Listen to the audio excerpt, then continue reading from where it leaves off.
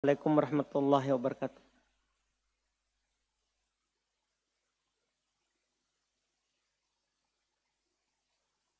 Innal hamdalillah nahmaduhu wa nasta'inuhu wa nastaghfiruh wa na'udzu billahi min shururi anfusina wa min sayyiati a'malina. May yahdihillahu fala mudhillalah wa may yudlil fala hadiyalah. Asyhadu an la ilaha illallah wahdahu la syarikalah wa asyhadu anna Muhammadan abduhu wa rasuluh sallallahu alaihi wa ala alihi wa ashabihi wa man tabi'ahum bi ihsan ila yaumiddin, amma ba'd. Alhamdulillah, kita lanjutkan kajian kitab Al-Ghoyah wa Taqrib, matan fikih praktis dalam madhab Imam Syafi'i rahimahullah, yang ditulis oleh Al-Imam Al-Qadhi Abu Syuja rahimahullah. Kita masih di akhir-akhir Kitabul Buyu, kitab terkait dengan jual beli, sebelum masuk di kitab Al-Faraid wal Wasaya, kitab terkait dengan ilmu faraid dan wasiat. Sisa beberapa fasal, insyaallah kita akan keluar dari kitab jual beli. Di hari ini kita masuk di fasal yang beliau sebutkan setelahnya. Kata beliau, faslun waman ghasaba malan ukhidha bi raddihi wa arshi naqsihi wa ujrati mitlihi. Ini beliau sebutkan fasal terkait dengan al-ghasbu, mengambil sesuatu secara zalim dengan terang-terangan, itu ghasb. Kalau mengambil dengan sembunyi-sembunyi, maka namanya sariqah, mencuri. Kalau mengambilnya dengan terang-terangan, orangnya lihat, diambil ya dengan terang-terangan, maka ini disebut ghasb, merampok atau merampas. Kata beliau, waman ghasaba, siapa yang menggosok, mencuri dengan terang-terangan siang hari,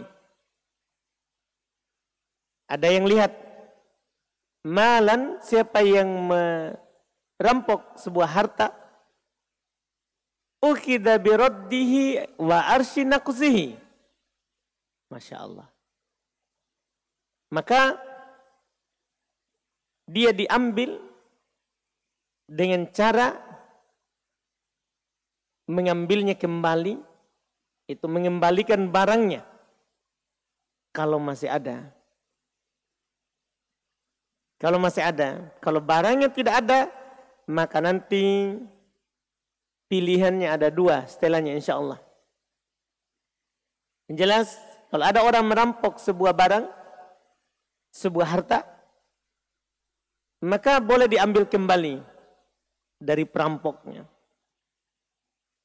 Kalau ternyata diambil ada kurangnya, sudah susut barangnya, kata beliau, wa arsy naqsih, dan diambil juga dengan kerugian ketika dia susut, ketika dia sudah berkurang. Wa ujrati mitlihi, masya Allah, ini beban lagi. Dan dia harus membayar sewa yang semisal dengannya. Artinya kalau misalnya dia rampok, kemudian dia kembalikan setelah sepekan, setelah ditahu dia kembalikan, maka dia harus bayar denda. Sepekan ini berapa sewanya ini kendaraan, misalnya kalau kendaraan. Kalau kuda, berapa sewanya ini kuda sepekan ini. Jadi kembalikan barang, kalau ada susutnya dia bayar ganti rugi susutnya, terus dia hitung sewanya sekian lama dia mencurinya, merampoknya. Ini besar masalahnya kalau orang merampok, mengambil paksa, menggunakan paksa, punyanya orang tanpa izin, secara terang-terangan. Secara terang-terangan. Kita contohkan motor. Motor kalau ada orang mengambilnya dengan paksa, diambil depan rumahnya orang, dilihat, dia bawa lari. Maka motornya wajib dikembalikan. Kalau kurang bensinnya wajib dia ganti bensinnya, kan dia telah bawa lari tadi. Dan berapa lama dia bawa? Dia harus bayar sewa semisal dengannya. Kalau orang pakai motor sekian jam, sekian hari, berapa sewanya harus dia bayar. Susutnya dia ganti, sewanya juga dia bayar. Nah, ini ya besarnya perkara orang yang melakukan gosok. Melakukan gosok. Iya. Di samping tentunya dia ini masuk dalam hukum mencuri, dipotong juga tangannya kalau berlaku hukum Islam. Berlaku hukum Islam. Iya. Demikian pula hal-hal yang lain yang digosok. Tidak harus motor. Tidak harus motor. Anggaplah sandal. Ada orang gosok sandalnya orang. Tidak. Dia pakai tanpa izin, dia ambil terang-terangan. Orang simpan misalnya di bawah. Dia pakai. Gosok. Iya. Dia tahu punya orang, dia ambil. Maka wajib dia kembalikan, ganti rugi kalau ada susutnya. Ternyata dia pakai tipis sandalnya. Ganti rugi. Iya. Terus sewa sandal berapa? Hati-hati. Hati-hati sewa sandal. Jadi ganti juga. Kenapa semua ini? Kaidahnya adalah yadud dolim doman. Tangannya dolim wajib dibebankan ganti rugi. Kan ini tangan dolim. Beda kalau tangan yadul amin.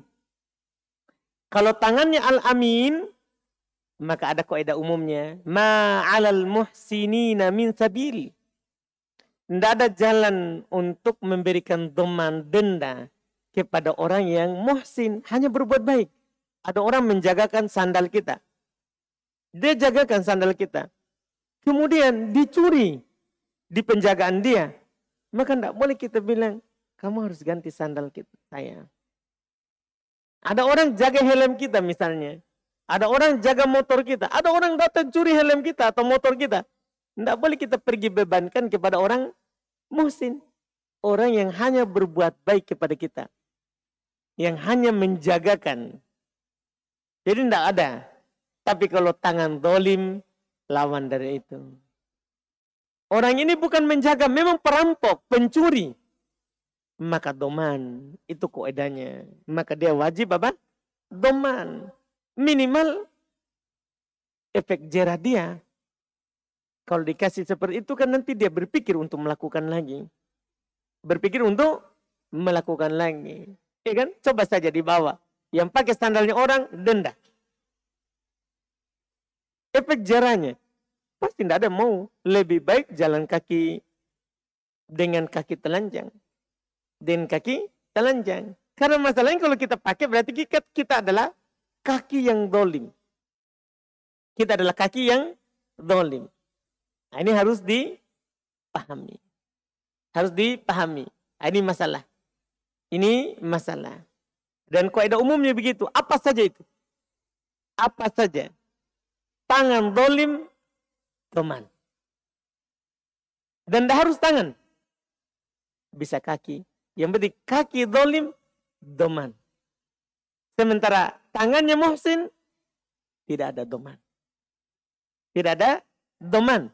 Kecuali nanti ada tafrid. Dia sudah dititipkan, tapi dia memang orang yang melampaui batas. Dia tidak jaga baik-baik. Dia memang sengaja telantarkan. Oh, ini masalahnya lain lagi. Ya, tapi asalnya seperti itu. Asalnya seperti itu. Ini kata beliau rahimahullah. Kemudian berikutnya, wa in talifa. Tadi kan kalau dia bisa kembalikan. Sekarang wa in talifa. Ternyata saat dia rampok, hilang juga. Rampok dirampok. Iya. Rampoknya dirampok. Hilang juga. Barang yang dia rampok. Datang orang mencari barangnya. Dia tahu dia mencuri. Ada buktinya. Ternyata sudah dirampok juga. Gimana ini? Kata beliau, wa intalifa dominahu bimitlih. Kalau sudah hilang barangnya, dia tidak bisa kembalikan, maka dia ganti dengan semisal. Dia ganti dengan semisal. In kana lahu mitlun, itu kaidahnya. Jika kalau ada semisalnya. Ada orang curi sandal. Sandalnya hilang. Sandal ini tidak ada samanya. Di Makassar misalnya. Kalau ada samanya, dia ganti yang sama. Dia ganti semisal. Sandal apa yang hilang? Dia ganti semisal.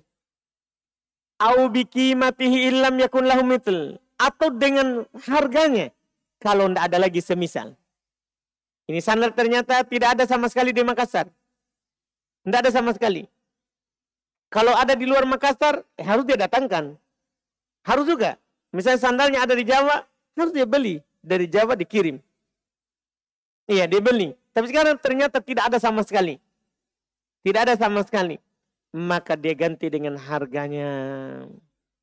Harganya apa? Aksar ma kanat min yaumil ghasbi ila yaumit talab. Masya Allah. Dengan harga yang lebih. Dengan harga yang lebih. Dari hari dia curi dan hari hilangnya. Misalnya harga di hari dia curi 1 juta. Anggaplah. Iya kan? Dan harga dicuri lagi. Sudah turun harganya karena perbedaan mungkin beberapa hari. Maka dia harus dibayar dengan yang lebih mahal. Antara hilangnya ini dan dia curi. Nah, ini semua ini karena dia zalim. Semua ini karena dia apa? Zalim. Nah, ini yang belum sebutkan. Harus dia bayar dengan harga yang lebih. Ini pendek sekali, ini masalah tentang al-ghasbu. Dan adapun tafri'at, cabang-cabang pembahasan dalam hal ini adalah para ulama kita meluaskan contohnya saja. Para ulama kita meluaskan apa? Contohnya saja. Contohnya saja yang mereka luaskan. Artinya ketika menyebutkan contoh, banyak contoh yang bisa. Kan orang mencuri, merampok bukan hanya motor. Bisa juga mobil, bisa juga hewan. Macam-macam yang dicuri. Macam-macam yang dicuri. Bahkan kalau di masa lalu, mereka akan bahas juga kalau budak. Dan kadang ada orang mencuri budaknya orang. Ada orang mencuri budaknya orang. Kalau di masa lalu, di masa yang ada budak. Nah, tapi pembahasan budak rata-rata di zaman kita ini hilang. Yang ada hanya sekedar ditahu saja. Hanya sekedar ditahu saja tentang hukum perbudakan. Ya, tentang hukum perbudakan. Jadi contohnya yang banyak. Banyak. Misalnya bisa juga pakaian. Makanya beliau sebutkan tadi mal. Mal, harta. Bisa juga pakaian. Bahkan bisa juga hewan. Hewan itu tidak dimakan sekalipun. Tidak dimakan sekalipun. Seperti misalnya dia curi kucingnya orang. Dia curi anjingnya orang. Kan anjing pada asalnya tidak boleh dipelihara. Setiap hari itu mengurangi pahala. Tapi dibolehkan kalau ada manfaatnya. Seperti yang disebutkan oleh para ulama untuk menjaga sawah. Atau menjaga gembalaan. Ya, atau untuk berburu. 3 itu. Boleh anjing dipelihara dengan alasan itu. Boleh anjing dipelihara dengan alasan menjaga sawah, menjaga hewan ternak, dan menjaga dan untuk berburu. Selain itu tidak boleh orang pelihara anjing. Sekarang ada orang punya anjing buruan. Dirampok, dicuri. Begini hukumnya. Begini hukumnya. Dia wajib kembalikan anjingnya kalau ada. Dia bayar ganti ruginya. Ya, kalau ada anjingnya gara-gara dia curi, jadi kurus. Oh, dia harus ganti. Dia tuh sudah susut ini dengan kurusnya. Ya kan? Dia ganti. Dia ganti ruginya, makanannya. Iya, karena dia telah tangan zalim. Demikian pula kalau hilang, maka dia ganti dengan semisal. Kalau ada semisal, kalau tidak, maka dengan harga ganti ruginya. Walaupun masalah anjing ini adalah harganya pada dasarnya tidak boleh dimakan. Tapi ini bukan karena anjingnya, tapi karena manfaatnya. Karena apa? Manfaatnya untuk berburu di anjing buruan. Ya, untuk menjaga kebunnya. Untuk menjaga hewan ternaknya. Ini yang disebutkan. Jadi banyak hal. Banyak hal yang disebutkan dalam masalah ini. Kemudian berikutnya adalah kata beliau, wasyub'atu wajibatun bil khultati dunal jiwari fima yang qasimu la fima la yang qasimu wa fi kulli ma la yunqalu minal ardi kal aqari. Sekarang kita masuk di hak syub'ah. Ini hak syub'ah. Syub'ah dari kata syaf'u itu bermakna yang genap. Yang genap. Sesuatu yang menyatu. Sesuatu yang menyatu. Iya, itu makna dasarnya.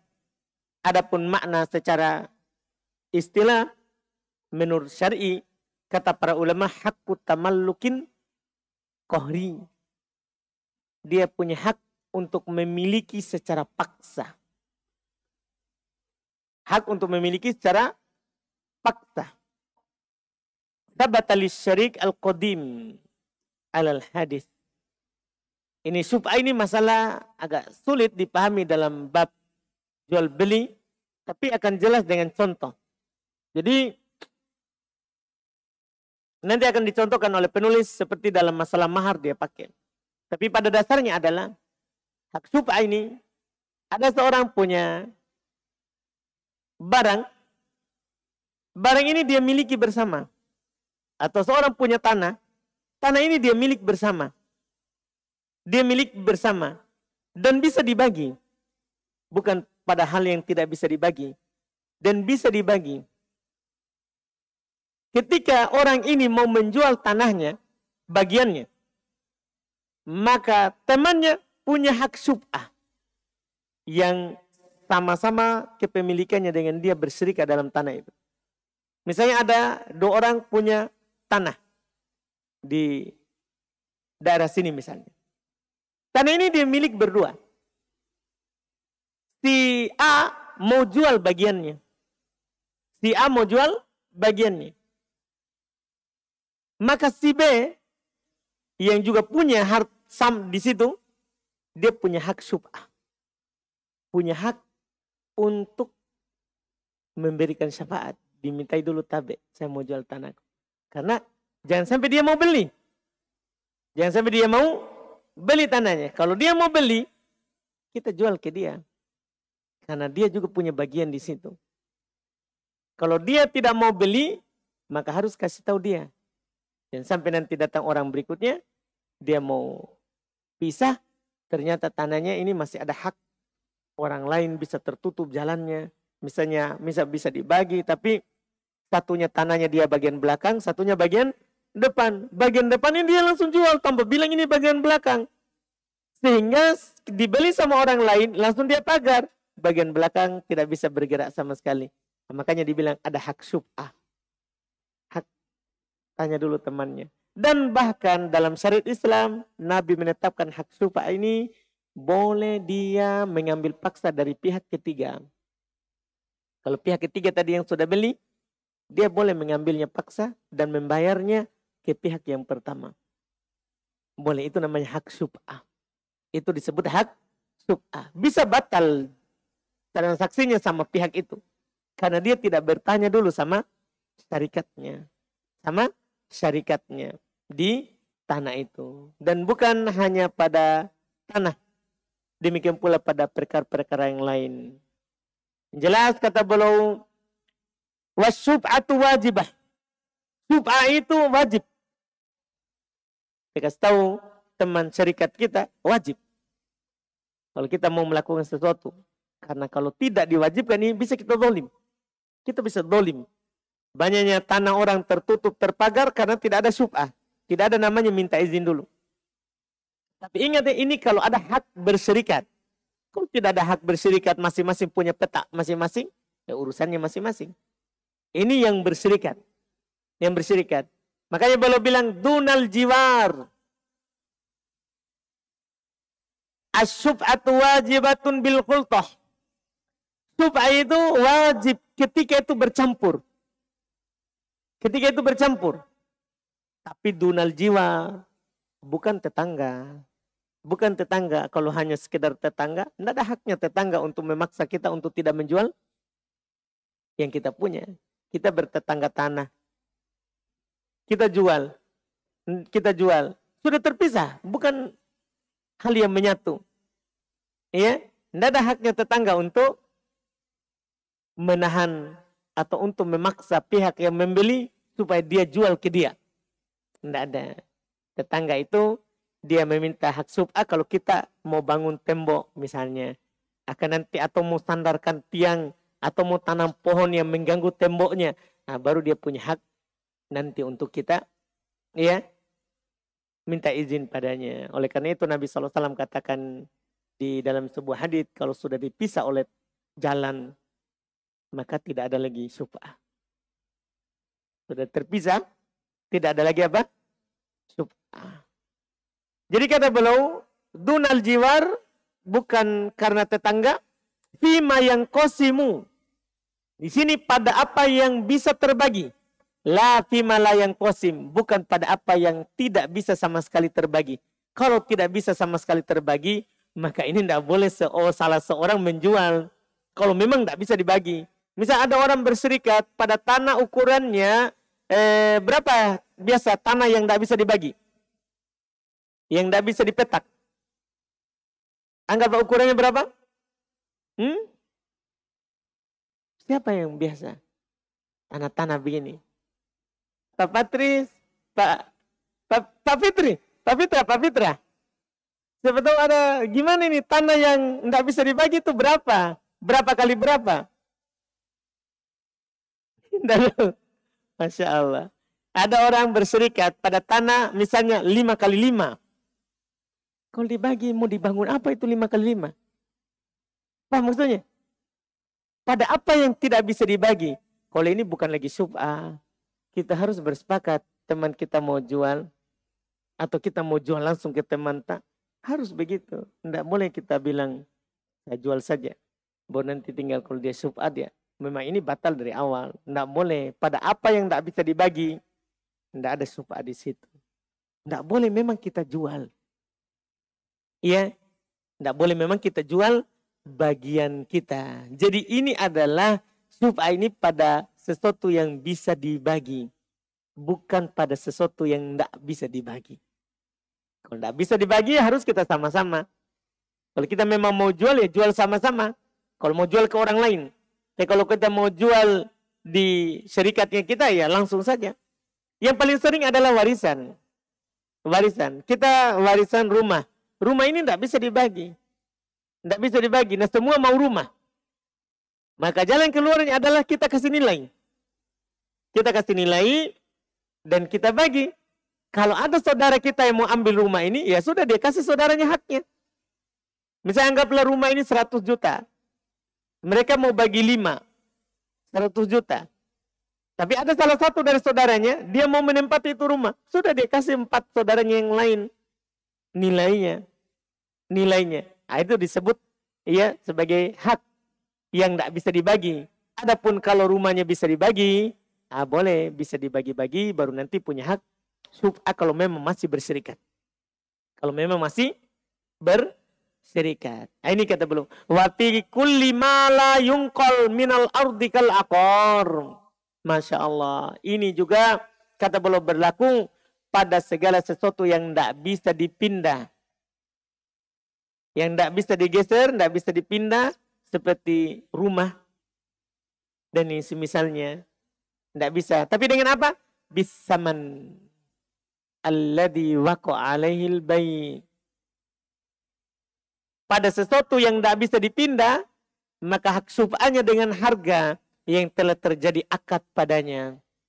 Dengan harga yang telah terjadi akad padanya. Kalau sudah ini tidak bisa dibawa-bawa, tidak bisa dipindah, tidak bisa dipisah. Tidak bisa dipisah. Karena kalau dipisah akan tidak utuh lagi, tidak jadi lagi barang yang sempurna. Maka dia punya hak syub'ah dengan harga yang semisal telah terjadi akad. Misalnya ada orang punya hak syub'ah pada sebuah barang. Dia ternyata sudah akad bagiannya 100 juta. 100 juta. Maka ini yang punya pemilik pertama boleh pergi ke pihak ketiga, saya bayar kamu 100 juta itu. Dan ini tidak bisa dibagi.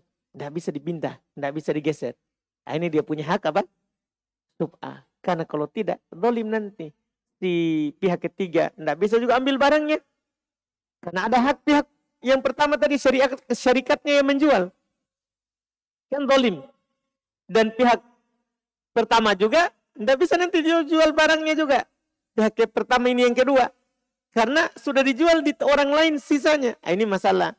Makanya dia pihak di sini syariat menetapkan sub'ah. Boleh dia pergi kembalikan uangnya yang membeli itu dengan harga yang dia beli. Berapa kamu beli di si A? Dia bilang 100 juta. Oh ini uang 100 juta itu punya saya. Walaupun dia tidak ridho. Itu bedanya hak sub'ah. Kalau dia pun tidak mau, tetap dia punya hak sub'ah. Dia punya hak untuk paksa. Dia punya hak untuk paksa. Ini namanya hak sub'ah. Di sinilah dibilang jual beli walaupun tidak ridho sah. Karena dia punya hak sub'ah. Dia sudah punya bagian sebelum datang itu orang ketiga. Dia sudah punya bagian. Memang punya hak dalam barang tersebut. Dalam rumah tersebut. Sebelum datang bagian yang pihak ketiga yang membelinya. Yang membelinya. Nah, ini yang belum sebutkan. Wahya alal faur. Belum sebutkan ketentuannya. Dan itu harus segera. Kalau memang kita mau segera. Tidak boleh kita akhirkan. Tidak boleh. Kita sudah tahu teman tak sudah jual di orang lain. Kemudian kita tidak pergi segera. Oh itu hak saya. Saya ada bagianku di situ. Harus segera. Karena kita maklumilah. Kalau diakhirkan. Belum lagi kita meninggal. Yang bermasalah nanti malah anak-anak. Makin panjang lagi masalahnya. Iya, secara umum seperti itu ketentuannya. Dalam masalah sesuatu yang tidak bisa dibagi. Harus segera diselesaikan. Karena kalau makin panjang waktunya, maka makin luas masalahnya. Makin luas masalahnya. Maka beliau tegaskan adalah wahya alal faur. Itu harus segera. Fa'in akharaha ma'al qudrati alaiha batalat. Jika diakhirkan padahal dia mampu, batal. Dia tidak punya lagi hak di situ. Tidak punya lagi hak untuk membatalkan transaksi temannya tadi. Tidak punya hak lagi. Batal haknya. Batal haknya. Kepemilikan pindah ketiga. Ke pihak yang ketiga. Tempat dia, temannya apa? Jual. Ini yang belum sebutkan. Karena masalah juga nanti. Kalau kita bilang punya hak sub'ah selama-lamanya. Maka seluruh tanah, seluruh rumah nanti akan begitu terus. Oh ini saya punya hak di situ. Banyak orang nanti akan mengaku punya hak. Banyak orang akan mengaku punya hak. Makanya harus segera. Jika diakhirkan maka batal haknya. Jika diakhirkan batal hak sub'ahnya. Batal hak sub'ahnya. Ini yang belum sebutkan. Ini yang tidak bisa dipindah. Adapun yang bisa dipindah. Tidak ada pengaruhnya kalau dia pindah.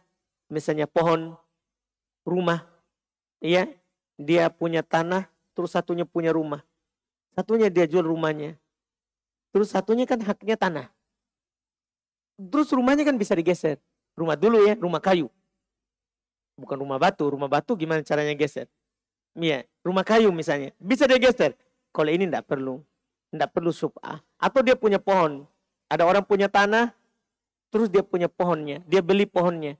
Kemudian pohonnya itu dia belum potong, dia mau jual. Ada hak sub'ahnya punya tanah? Enggak. Karena dia bisa cabut. Dia beli dan dia bisa cabut pohonnya. Dia bisa potong pohonnya. Di sini enggak perlu hak sub'ah. Karena bisa dipisahkan. Karena bisa dipisahkan. Ini yang disebutkan terkait dengan sub'ah. Ada cabang di sini. Walaupun ini sebenarnya akan disebutkan nanti setelah Kitabul Faraid. Kitab terkait dengan warisan. Yaitu masuk nanti kitabun nikah. Ya. Masuk di kitabun nikah dan apa yang terkait dengannya. Tapi di sini disebutkan duluan. Bagaimana kalau ada orang jadikan mahar. Padahal itu ada hak sub'ahnya. Ada hak sub'ah temannya. Jadi dia berserikat dalam suatu barang. Ya. Temannya punya hak sub'ah. Tapi bagian dia ini dia jadikan maharnya. Dia jadikan maharnya. Gimana itu? Kan sudah jadi mahar, tidak bisa diambil di perempuan. Apa yang harus dilakukan? Karena kalau dibilang dalam akad, saya nikahkan kamu dengan mahar tanah, misalnya. Tapi tanah itu ternyata berserikat dengan temannya. Berserikat dengan temannya. Tidak bisa dipisah, tidak bisa diangkat juga. Tidak bisa. Maharnya. Gimana ini kalau seperti ini? Hak syubhanya bagaimana? Kata beliau, wa idza tazawwaja imra'atan ala syaqqin aqadahu syafi'u bi mahril mithl. Masyaallah. Wa in kana asy-syufa'a'u jama'ah istahaqquha ala qadril amla. Jika dia menikahi seorang perempuan dengan mahar bagiannya, menikahi seorang perempuan dengan mahar bagiannya dari yang berserikat itu, maka aqadahu syafi' bi mahril mithl. Maka dia ambil oleh yang punya hak syubha itu, tanah itu misalnya, tapi dia ganti dengan mahar semisal. Berapa harganya itu dengan tadi? Sudah, dia kasih perempuannya harganya, diambil tanahnya. Diambil tanahnya. Jadi masih tetap begitu. Tidak bisa dibilang, oh tanahnya punya yang perempuan. Tidak. Kan boleh diambil paksa. Orang yang membeli saja sama. Yang dijadikan mahar juga sama seperti itu. Sama seperti itu. Iya, ini mirip dengan orang yang waktu nikah tidak sebut mahar. Dia cuma bilang, saya nikahkan kamu dengan putri saya. Karena tergesa-gesa langsung dia bilang, saya terima nikahnya. Bayar tunai karena Allah. Tidak sebutkan maharnya. Maka wajib mahar semisal. Hati-hati. Wajib mahar yang berlaku di daerah itu. Jadi kalau di daerah itu berlaku, kalau maharnya biasanya 100 kuda, 100 onta, 100. Nah, ini harus semisal. Ini sampai disebutkan seperti itu. Jadi ini masalah sama, mirip. Kalau ada orang memberikan maharnya tapi ada bagiannya di orang lain dan ini adalah punya hak juga orang lain untuk dimintakan izin. Ya. Supaya sebelum kita melakukan transaksi, maka ini orang yang punya bagian ini boleh diambil kembali itu yang dijadikan mahar dan dia berikan mahar semisal. Dia berikan mahar semisal. Ini kalau dua ya, kalau satu. Kalau jamaah, kalau ternyata di situ dimiliki oleh banyak orang, maka apa yang terjadi? Istahaqquha ala qadril amlak. Maka mereka mendapatkan hak sesuai kepemilikannya. Berapa yang dia miliki dari sini? Maka dia dapat haknya sesuai dengan kadar kepemilikannya. Sesuai dengan kadar kepemilikannya. Jadi ini maksudnya kalau misalnya tidak rata, ini bagiannya tidak sama, maka dinilai dengan nilainya ini. Berapa kadar kepemilikannya, baru dia diberikan haknya. Baru dia berikan haknya. Ini selesai tentang hak syubhah. Berikutnya, walil qiradi arba'u syara'id. Ini pembahasan penting juga untuk masalah qirad. Mudharabah bagi hasil. Masalah bagi hasil. Untuk permasalahan qirad atau disebut juga dengan nama al-mudharabah karena sama artinya al-qirad wal mudharabah, bagi hasil.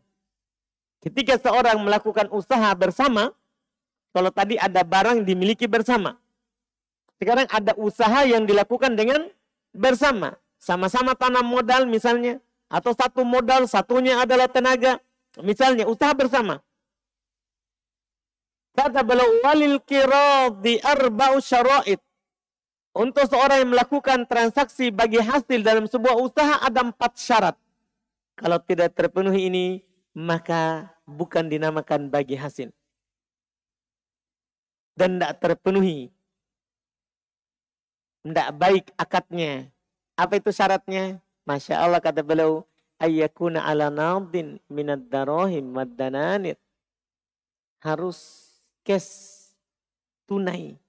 Kalau memang itu adalah berupa dirham dan dinar.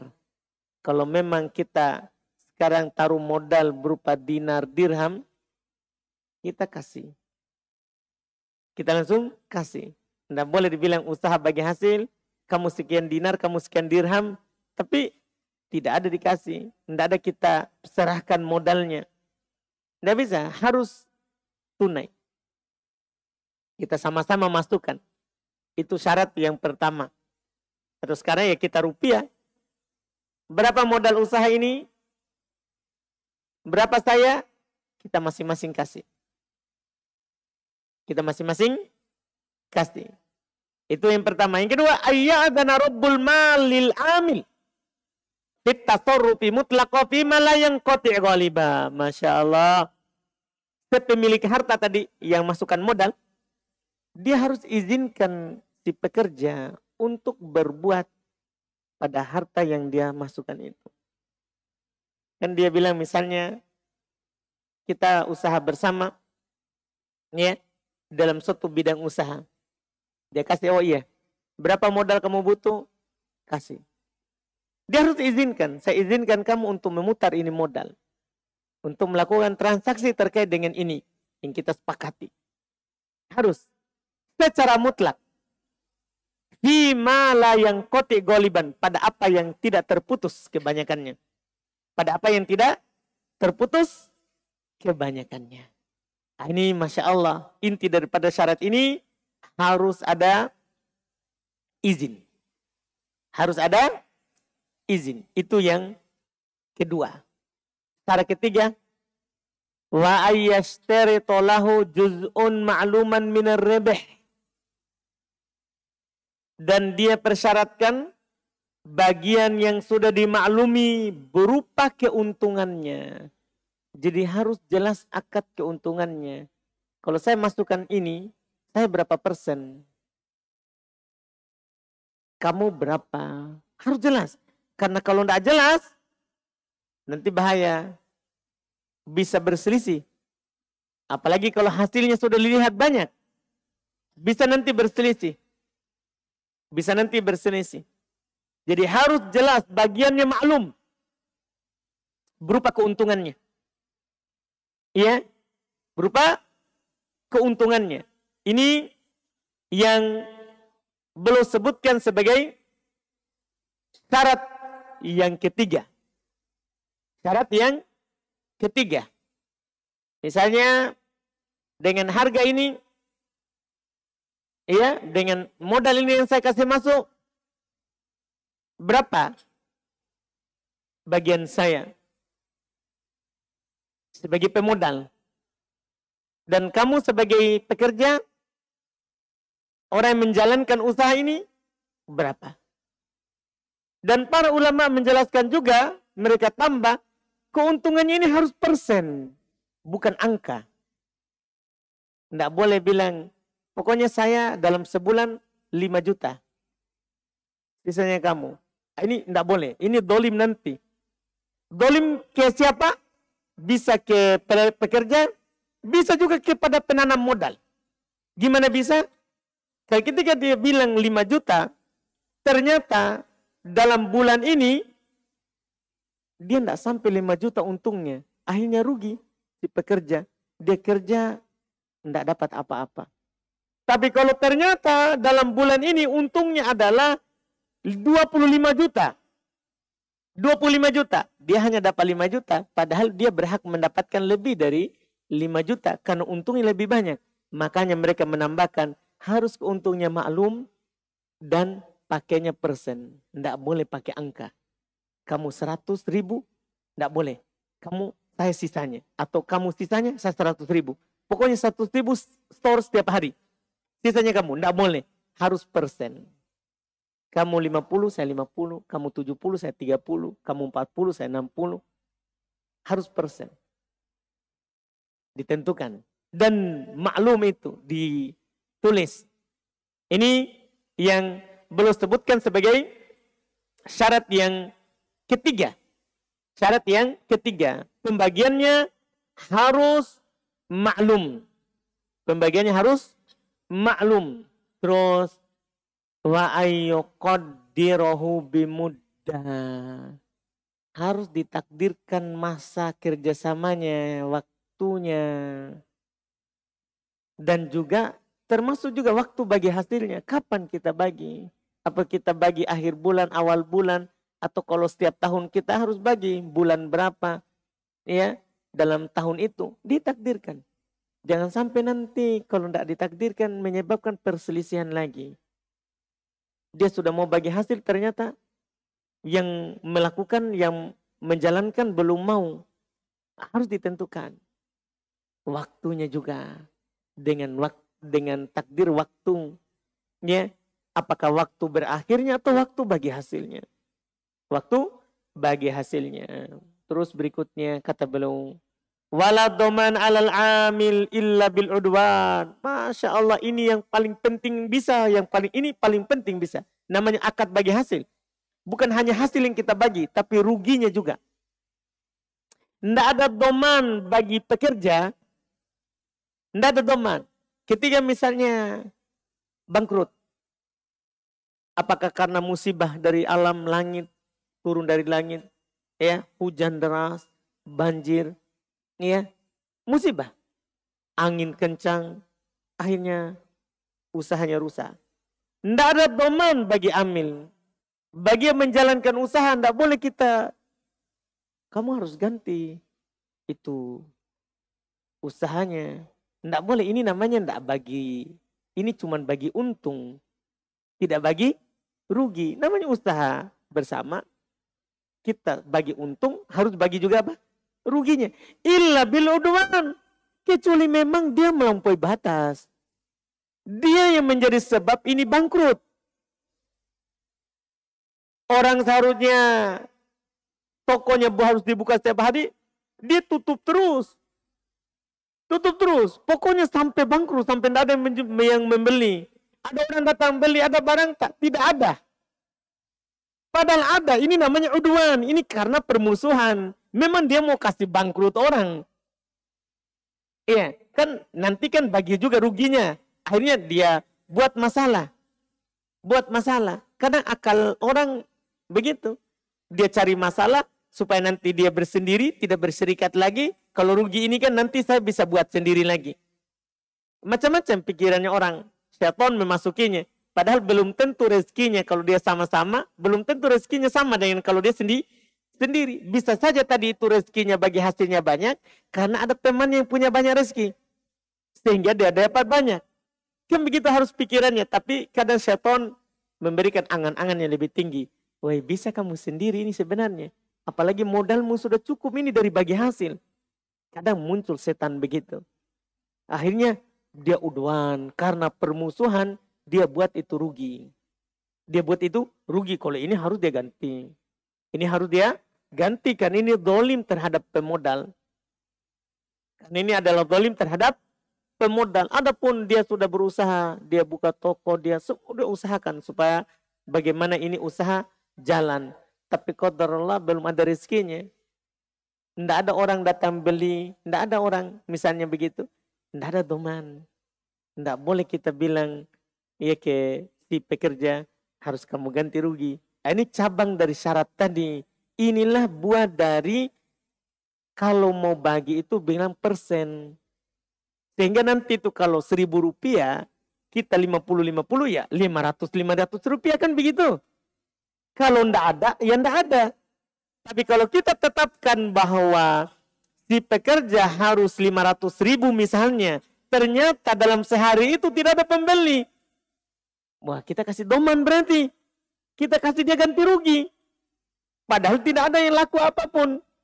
Nah, itu tidak boleh. Jadi tidak boleh doman terhadap pekerja yang menjalankan itu usaha. Kecuali apa? Udwan. Dia memang yang salah. Melampaui batas. Permusuhan. Dipahamkan? Ini yang belum katakan. Terus wa in hasala khusranun wa ribhun jabarul khusranur ribh. Masya Allah, ini yang terakhir. Kalau terjadi kerugian, juga ada keuntungan. Jadi ada kerugian di satu sisi, tapi juga ada kerugian, ada keuntungan di sisi yang lain. Maka keuntungan ini tidak dibagi, tapi menutupi dulu kerugian. Mungkin bisa dipahami ini? Nah, ini namanya usaha bersama. Tidak boleh kita, kan ada untungnya harus kau bagi. Ruginya gimana? Kau tanggung sendiri. Nggak boleh. Ini namanya ganti, ini namanya apa? Bagi hasil. Karena kita bagi untungnya dan bagi ruginya. Jadi ketika ada kerugian, terus ada juga keuntungan. Maka ini keuntungan, tutupi itu kerugian. Tutupi kerugian. Nah, ini supaya usahanya jalan. Kalau syarat-syarat ini tidak terpenuhi, maka tidak terpenuhi yang namanya bagi hasil. Ada orang pinjamkan modal, dia judulnya bagi hasil. Tapi kita harus kembalikan lebih banyak. Bukan bagi hasil itu. Kita bangkrut pun dia masih tagih. Uang rumah masih disita, motor masih diambil, mobil masih diambil. Itu namanya bukan bagi hasil. Ya, bukan bagi hasil. Ini syarat-syarat yang perlu diperhatikan ketika kita melakukan akad mudharabah. Ketika kita melakukan akad bagi hasil. Ini selesai 3 masalah. Insya Allah kita lanjut lagi di pertemuan akan datang. Sedikit lagi ini insya Allah beberapa fasal lagi ya terkait dengan jual beli. Dan kita akan pindah ke pembahasan faraid. Kita ada dulu baru lihat pertanyaan sedikit.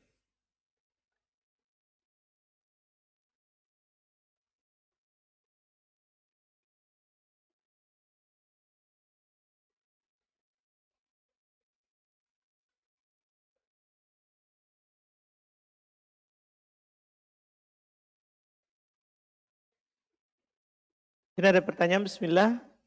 Apakah kalau gosok itu sudah dikembalikan, barangnya sudah dikembalikan, masih berlaku potong tangan? Tidak. Kan sudah dia kembalikan. Sudah dia kembalikan. Apakah boleh akad mudharabah itu bagi hasilnya berbeda? Kalau untung 50-50, kalau rugi 70-30. Yaitu berbeda antara untung dan rugi. Iya. Wallahualam kalau beda. Wallahualam kalau beda. Dilihat nanti apa pertimbangannya. Kenapa bisa beda? Ya, kenapa bisa beda dari antara bagi untung dan ruginya. Bagi untung dan ruginya. Apa pertimbangannya dan apa hal-hal yang mengharuskan hal itu berbeda.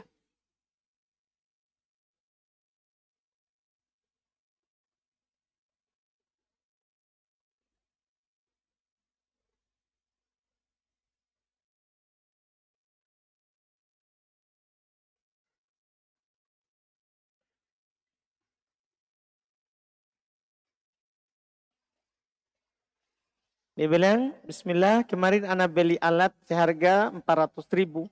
Tetapi alat itu rusak. Jadi anak komplain, singkat cerita, alat itu mau diganti. Dan anak disuruh ke tokonya untuk memilih langsung. Jadi anak pilih harga alat, ya harganya lebih murah 300.000. Tapi pemilik toko tidak mau mengembalikan sisa uangnya. Mohon menasihatnya Ustadz, sabar saja. Alhamdulillah. Syukur kita sudah dapat.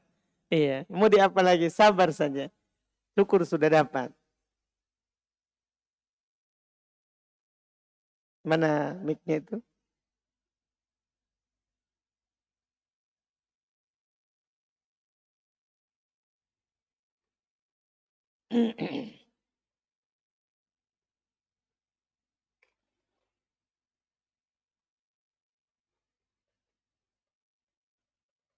Pertanyaan saya Ustadz, apakah jika kita bertemu di jalan perampok atau begal yang memaksa mengambil harta benda kita, apakah kita wajib melawannya? Dan jika mati dalam melawan begal tersebut, apakah kita mati syahid? Kalau mati syahid, iya. Nabi SAW bersabda, man qutila duna malihi fahuwa syahid. Siapa yang meninggal karena mempertahankan hartanya, maka dia mati syahid. Maka dia mati syahid. Demikian pula man qutila duna nafsihi fahuwa syahid. Siapa meninggal karena membela dirinya. Ada orang datang menyerangnya, kemudian dia melawan, menjaga dirinya. Kemudian dia meninggal, maka dia mati syahid. Dia di surga. Dia di surga. Bahkan ada seorang sahabat bilang, bagaimana kalau ada orang yang datang mau membunuhku? mau membunuhku. Kemudian saya mati. Kata Nabi, kamu di surga. Tapi bagaimana kalau dia mati? Dia di neraka. Karena dia memang datang mau membunuh orang. Jadi dia mati dan hidup. Ini yang datang ini, dia mati atau hidup tetap. Dia mati neraka karena mau membunuh orang. Ya, yang sini meninggal, dia surga. Dia surga. Kan dia mati syahid. Bismillah. Assalamualaikum warahmatullahi wabarakatuh. Bismillah. Baik. Kaget kita. Barakallahu fiikum Ustaz. Pertanyaan Ustaz ada dua. Yang pertama berkenaan dengan orang yang menyediakan namanya jasa titip Ustaz. Apakah ketika barang itu hilang maka dia ada doman Ustaz, ganti rugi, dan bagaimana domannya Ustaz? Baik, itu yang kita bilang tadi. Muhsinin. Ketika dia buka jasa titip, berarti kan dia muhsin. Walaupun dia ambil biaya, dia berarti muhsin. Orang yang mau berbuat baik pada kita. Kalau barangnya hilang, apakah dia doman? Tergantung. Kalau dia sudah berusaha jaga, ternyata qadarullah hilang, tidak doman. Tapi kalau dia memang sengaja hilangkan, zalim dia, maka doman. Diganti rugi. Ustaz, yang kedua berkenaan dengan hewan tadi Ustaz yang dicuri.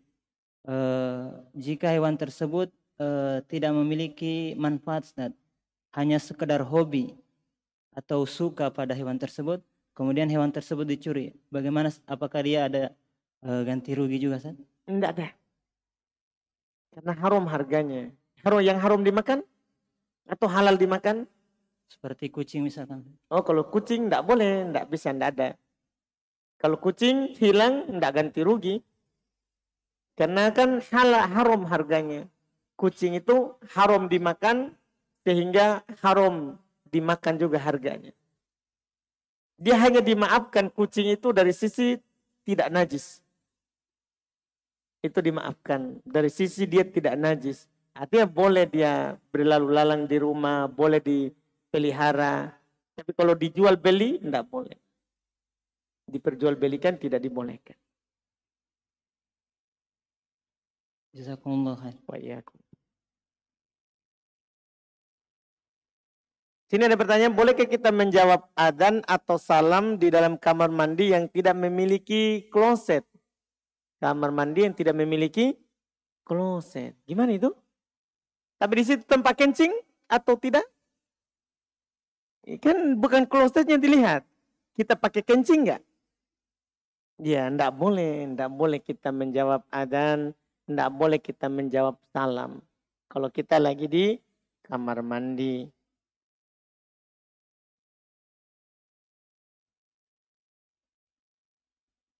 Ustadz, apabila kita bertemu dengan saudara kita yang sedang sakit dan kita mengucapkan salam kepadanya, apakah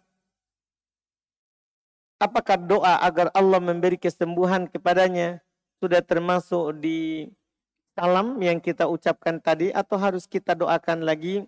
Iya, doa di salam masuk, cuman kalau kita doa khusus dengan sunnah Nabi juga itu lebih bagus. Itu lebih bagus. Salam sudah masuk. Kita bilang assalamualaikum, keselamatan atas kalian. Sini selamat dunia akhirat, lebih umum. Tapi kalau kita tambahkan, doakan lagi seperti doa Nabi, syafakallah, syifaan ajilan, syifaan la yughadiru saqama. Kita bilang la ba'as tahurun insyaallah. Kalau la ba'as tahurun insyaallah ini bukan doa, ini adalah hiburan. Ini adalah hiburan. Jadi ini bukan doa. Kita bilang la ba'as tahurun insyaallah. Ini bentuk pengabaran. Tidak masalah, itu pensuci dosa. Itu namanya hiburan. Karena orang sakit adalah membersihkan dosanya. Kita doakan dengan doa yang warid dari Nabi SAW.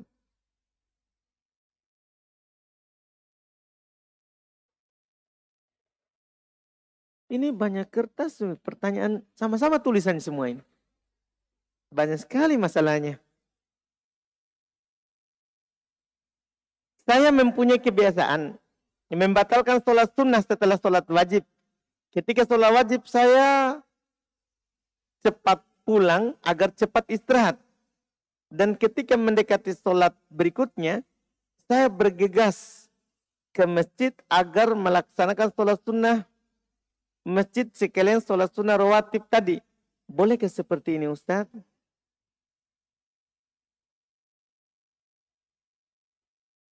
Saya tidak mengerti. Saya tidak paham apa yang dimaksud.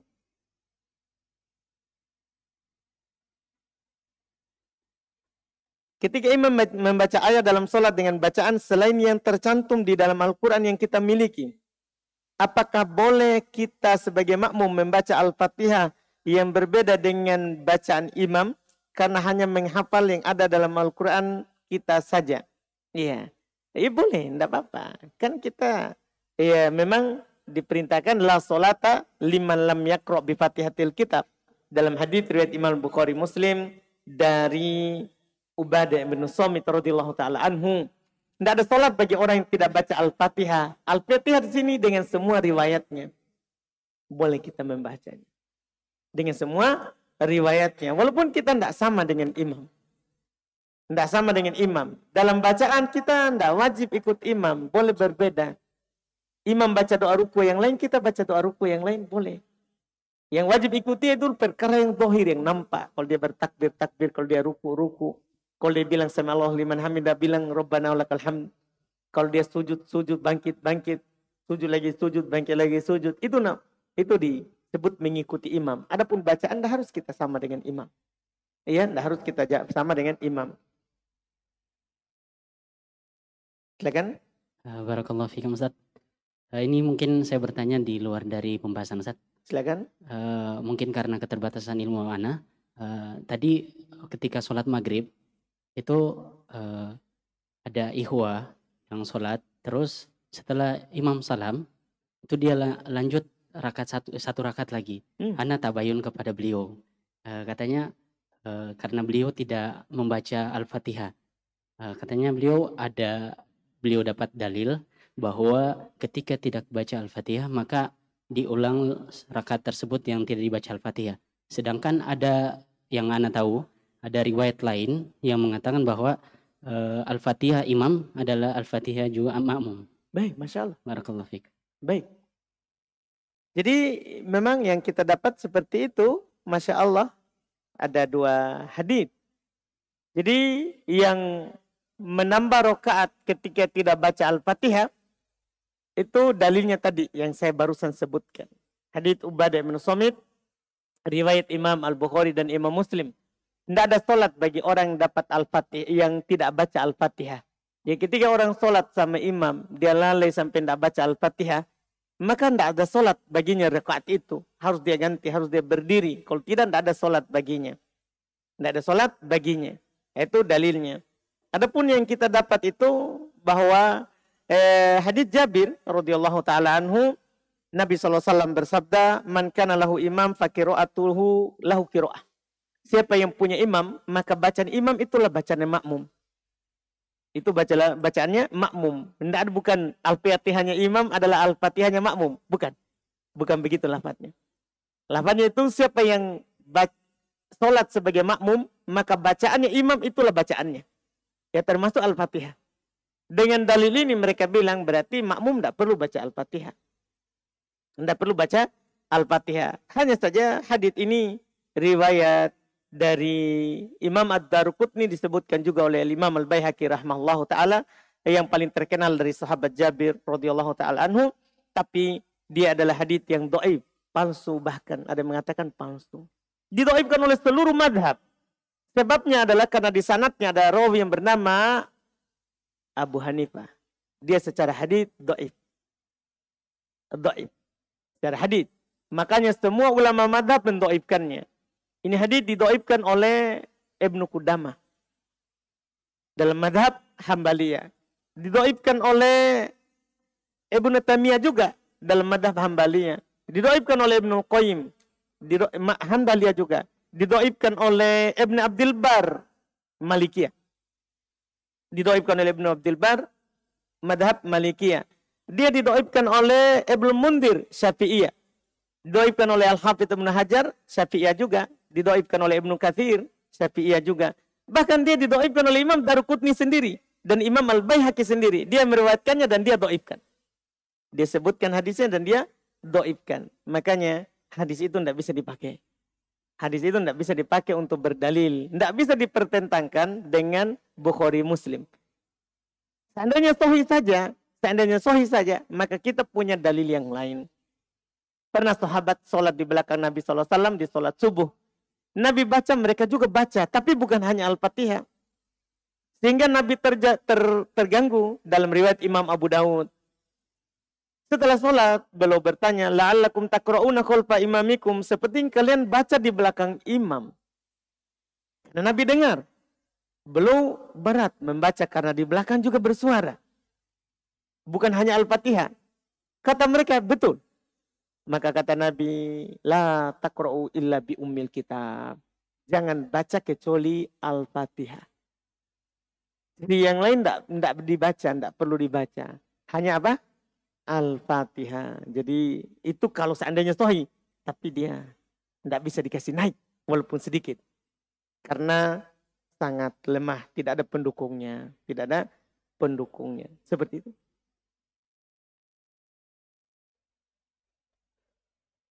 Jika luput dari sholat malam, apakah boleh menggantinya di waktu duha Ustaz? Witir maksudnya ya. Kalau kita biasa witir terus luput, kalau sholat malam tidak witir.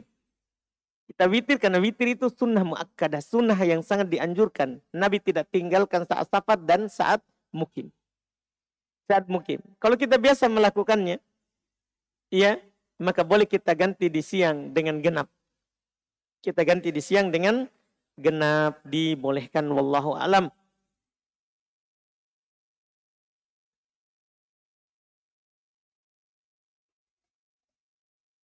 Jika kedua orang tua telah meninggal dan kami sebagai anak ingin mengikut sertakan kedua orang tua kami dalam berkurban, apakah saat berkurban atas nama anak laki-lakinya atau anak perempuannya? Ustaz, karena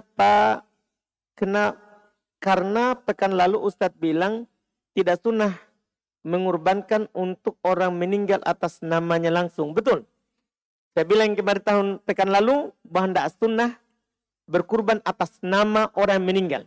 Karena tidak ada pernah dilakukan oleh Nabi SAW dalam masa kenabian beliau selama 23 tahun, 13 tahun di Madinah, 13 tahun di Mekah, dan 10 tahun di Madinah. Tidak pernah dinukil beliau berkurban atas nama istrinya meninggal, Khadijah, atas nama anaknya meninggal. Karena semua anak laki-lakinya Nabi meninggal. Tidak ada. Tidak ada juga atas nama pamannya meninggal. Karena beliau punya paman Ja'far meninggal saat beliau masih hidup. Tidak ada. Dan sahabat juga tidak ada yang dinukil mereka berkurban atas nama orang keluarganya meninggal. Tidak ada. Dinukil. Sehingga kita katakan tidak sunnah kalau mengatasnamakan dengan orang meninggal. Juga beban syar'i. Kan ada hukum syar'i terkait dengan kurban. Kalau sudah masuk 10, kan dia tidak boleh potong rambut, tidak boleh gunting kuku. Nah orang meninggal, tidak berlaku hukum ini, tidak ada beban taklif, tidak ada beban syariat. Sehingga tidak berlaku hukum kurban. Tapi boleh diikutkan dalam kurbannya kita. Sebagai seorang anak kita ikutkan keluarga kita yang masih hidup dan yang meninggal. Boleh. Saya sebutkan dalilnya kemarin bahwa Nabi SAW berkurban dan beliau berkata, Allahumma hada anni wa an ahli baiti. Ya Allah, ini dari saya dan dari keluargaku. Ini dari saya dan dari keluargaku. Kata para ulama, ini mencakup yang hidup dan yang meninggal. Mencakup yang hidup dan yang meninggal. Makanya kita katakan seperti itu di pekan lalu. Ya, jadi kita saja yang berkurban, kita ikutkan orang tua kita dalam kurbannya dan pahalanya sampai. Karena kurban bisa juga masuk dalam sedekah. Seorang perempuan, seorang laki-laki datang kepada Rasulullah SAW. Ya, dia bilang ibunya meninggal tiba-tiba. Mungkin kalau dia ngomong dia akan bersedekah. Boleh nggak saya bersedekah atas namanya? Dia bilang sedekah atas namanya. Karena sedekah sampai untuk orang tua. Sedekah sampai pahalanya untuk orang tua yang telah meninggal. Wallahu a'lam. Kita lihat satu lagi, Masya Allah banyak ini.